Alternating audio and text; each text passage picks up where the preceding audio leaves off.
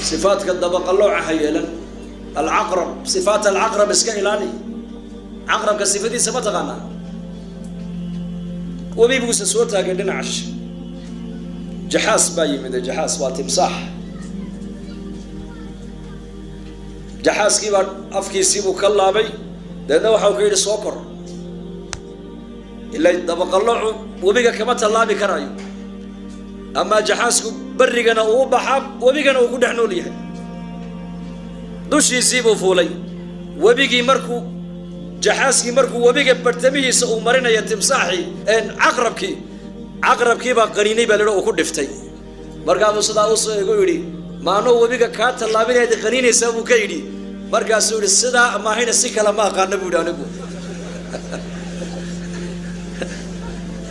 ما عندي إلا هذا بيقول وحكى لما بحي يقول سون كابا مودد الله فديا عندي صومر تبع كدف وأكون دفتا واشغل يدي بيقول أنا وظيفة يدي بيقول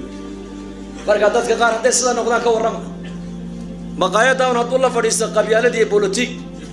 وحي ودن كانوا صد سنة هركور وقدمي هذول مقايد كشة كانوا يو سوشيال ميديا قليل كورم هل كل أورن لها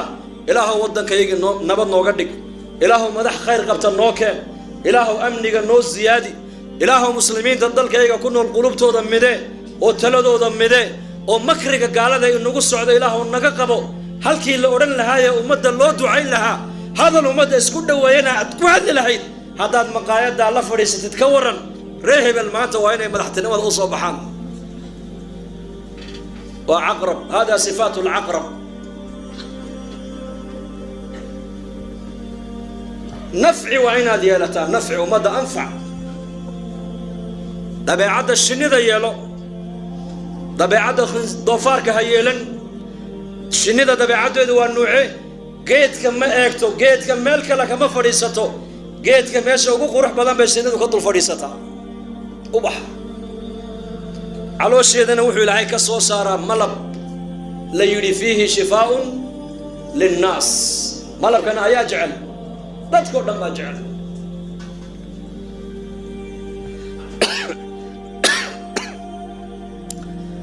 maxaa shinni looga soo shinnida maxaa malab looga soo saaray jirkeyga ma taqaanaan laana geedka meesha ugu qurux badan bay ka fadhiisataa iyadu markaas ilaahay caloosheeda wuxuu ka soo saaray casal ila yiri fihi shifaa'un linnaas maaha dawaa bal waa shifaa dawaaga iyo shifaaga farqi baa u dhaxeeya daawada marna ilaahay caafimaadka uu soo dhex marin karaa marna ilaahay caafimaadka ma soo dhex marin karo laakiin laba shay waa shifaa baa la yiri quraanka sheegay malabkuna waa shifaa quraankuna waa shifaa labada meesha bugta ee lagu eega xanuunka ma bareebaan weyn waxba kama tagaan allah inasiya kalsoonida quraanka iyo malabka marka doofaarka dabiicadiisuna waa dabiicadiisu ma taqaanaan beer qurux badan haduu dhex yimaado meesha bullaacada qashin qubka la yiraahdo buu yimaadaa isagu lidaalika jirkiisa dhan waa bacteria shariicaduna waxay ku leedahay haddii ku taabto ama adu ataabatid toddoba jeer oo mar carro lagu dhaqay mooyaane si kale uu jeermiskaas jirkaaga uga baaya ma jirto dadka qaar baa maanta war ummadda inta fiican baa laga eegaa dadka inta fiican baa laga eegaa shinnidu geedka inta fiican bay ka eegtay meesha ugu qurux badnaydna way ka fadhiisatay waxa ilaahay ka soo saarana malab la yiri waa dawo haddaad adiguna dadka qabaa'ilka iyo dadka inna way fiican yihiin inna way xun yihiin inta fiican ha eegine inta xun ha eegine انت ديغيسا انت في عن بلغا قاتا هذا البعض مقشي انت سفي عن بلغا قاتا هذا الكاديغا كاسو بخايا قياس هذا الامه اسكو كينيا ها كاسو بخو waxaad noqonaysaa hadda dadka inta fiican aad ka raacdo oo inta fiican aad ka eegto waxa ilaahay ku soo dhex marin doona talo ama hadal